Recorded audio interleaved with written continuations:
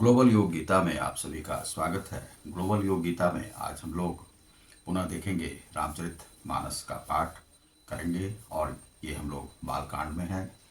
तो बालकांड में आज नाम रूप का वर्णन होगा, निर्गुण सगुण ब्रह्म का वर्णन होगा।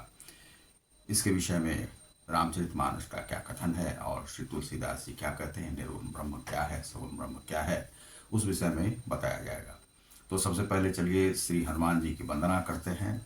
श्री गुरु चरण सरोज रज निज मन मुकुर सुधार, वरणो रघुवर विमल जसु जो दायक फलचार, बुद्धिहीन तनु जानके सुमिरो पवन कुमार, बल बुद्धि विद्या देहु मोहि हरहु कलेश विकार, वक्रतुंड महाकाय सूर्यकोटि संप्रभा, निर्विघ्नं कुरु मे सर्व कार्येषु सर्वदा। ओम गणपति जी निर्विघ्न रूप से हर कार्य को पूर्ण करें। जहाँ पर भी रामचरितमानस का पाठ होता है वहाँ पर गणेश जी सिद्धि के साथ रहते हैं, रिद्धि सिद्धि देते हैं और हनुमान जी जरूर ही वहाँ रहते हैं और सभी देवतागण वहाँ रहते हैं। माता श्री रहती हैं और जो ब्रह्म के महादेव हैं वह भी वहाँ पर उपस्थित रहते हैं और विष्णु भगवान तो रहते ही हैं। तो हनुमान जी तो जरूर ही प्रकट होते हैं क्योंकि भक्तों के महाभक्त हैं।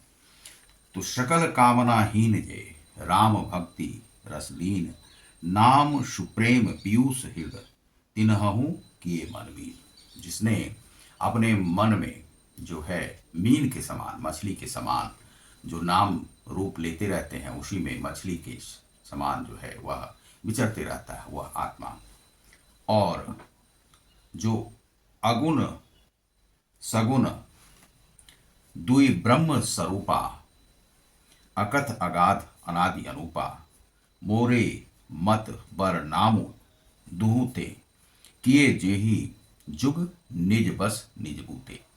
अर्थात यहाँ पर कहा गया है कि अगुण सगुण दुई ब्रह्म स्वरूपा, जो अगुण है, अगुण अर्थात जिसमें कहा जाता है जैसे निर्गुण मान लीजिए, तो निर्गुण को ही उन्होंने अगुण के रूप में यहाँ पर कहा है कि जिनका कोई भी गुण नहीं है, जो दिखाई नहीं पड़ता है, वह भी ब्रह्म है और सगुण भी ब्रह्म है। सगुण जो दिखाई पड़ता है, जैसे राम साक्षात उपस्थित हैं तो वह ब्रह्म के रूप में है, और जो अगुण है, जो नाम रूप में है, वह दिखाई नहीं पड़ते हैं लेकिन फिर भी ब्रह्म वहां पर उपस्थित हैं। ऐसा जो है मन में विश्वास आपको रखना होगा, विश्वास करना होगा। और द्वि ब्रह्म स्वरूपा, दोनों जो हैं ब्रह्म के स्वरूप हैं और वे दोनों रहते हैं वहां पर। अकथ अगाध, जो अगाध है और अकथ है, जिसकी जो है सो वह अनुकंपा कहीं नहीं जा सकती है, जो अकथनीय है। अनादि है, अनादि जिसका कि कोई आदि नहीं है, अंत नहीं है, वह ब्रह्म का नाम रूप है। अनुपा, उसका जो है कोई रूप नहीं है, और अनुपम है, उसको आप कहीं से भी उसकी तुलना नहीं कर सकते हैं कि वह ब्रह्म कैसा है, उसकी शक्ति कैसी, चाहे वह अगुण है, निर्गुण है या सगुण है।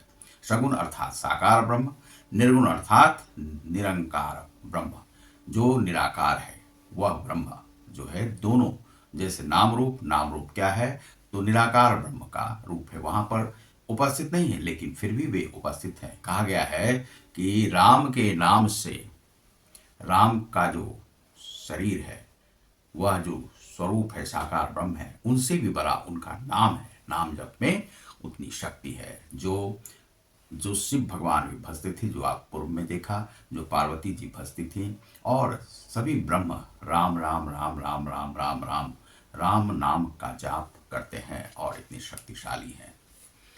मोड़े मत बड़ नाम दुहते, फिर किए जही जुग निज बस निज बूते। तो जिन्होंने भी मोड़े मत बर नाम दुहते, ये दोनों जो नाम हैं वो बड़े शक्तिशाली हैं, ने कि साकार से भी बड़ा निराकार है।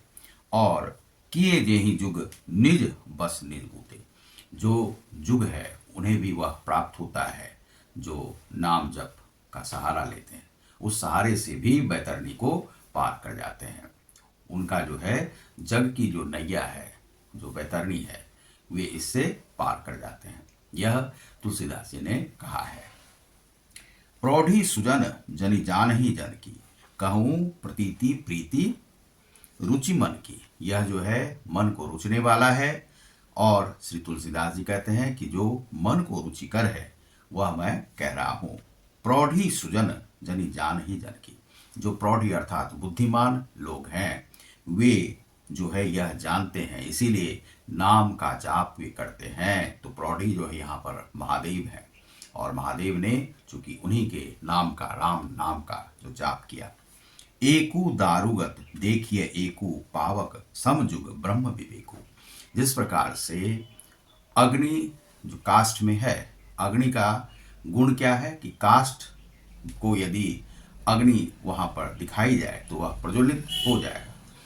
और अग्नि है लेकिन कहां पर, तो अग्नि उसके भीतर में छिपा हुआ है, उसकी ताकत है। लकड़ी की, काष्ठ की जो ताकत है वह ताकत उसके भीतर है, और उस भीतर के ताकत को अग्नि पहचानती है, इसीलिए प्रज्वलित कर देती है उस ताकत को। वही नाम और साकार ब्रह्म, निराकार और साकार ब्रह्म में अंतर है।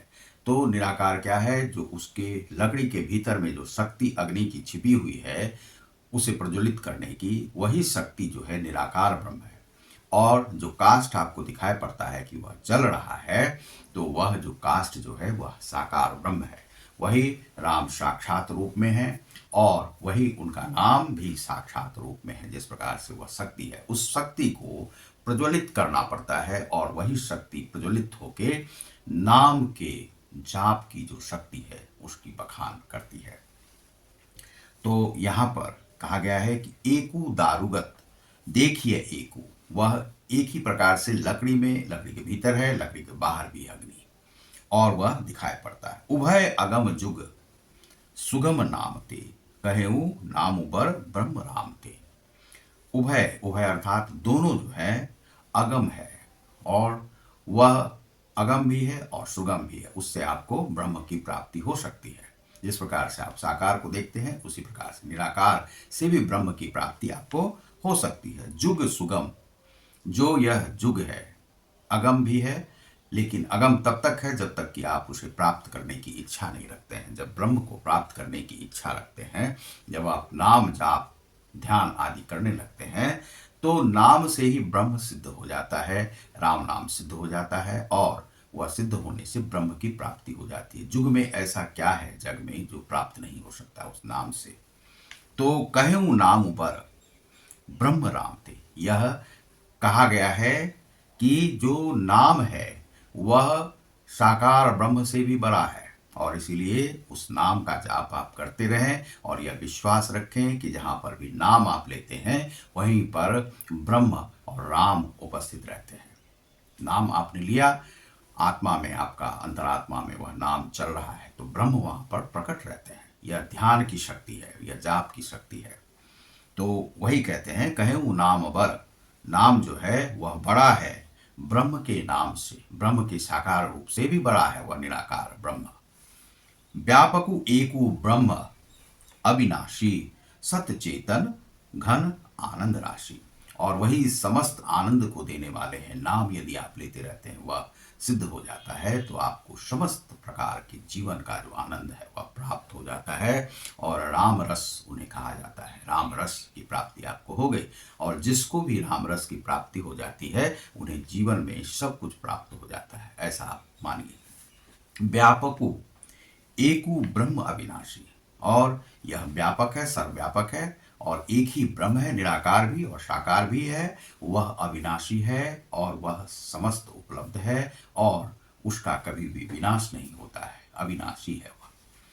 तो यह कहा गया है कि जिस प्रकार से लकड़ी में उपस्थित अग्नि की शक्ति है वह जो दिखाई नहीं पड़ता वह निराकार है, और जो जलता हुआ लकड़ी दिखाई पड़ता है, काष्ठ दिखाई पड़ता है, वह आपको साकार ब्रह्म है। उसी प्रकार से जिस प्रकार से कि साकार ब्रह्म आपको दिखाई पड़ते हैं, आप दिखाई पड़ते हैं, लेकिन आपका कहीं पर नाम है, तो नाम की भी शक्ति होती है। जिस प्रकार से आप साक्षात हैं उसी प्रकार से नाम की शक्ति है, क्योंकि आप भी नाम से बंधे हुए हैं। यदि आपको राम कहा जाता है, तो आपका यदि नाम राम है तो आप दौड़े चले आते हैं। उसी प्रकार से जो नाम का जाप करते हैं, तो नाम का जाप करने से आपको ब्रह्म उपस्थित हो जाते हैं वहां पर। जैसे आपने कहा हनुमान हनुमान हनुमान, तो हनुमान यह नहीं है कि हनुमान वहां पर नहीं है, हनुमान उपस्थित हो जाते हैं, क्योंकि नाम पुकारने से ही वे ब्रह्म वहां पर आ जाते हैं। यही साकार और निराकार ब्रह्म की शक्ति है।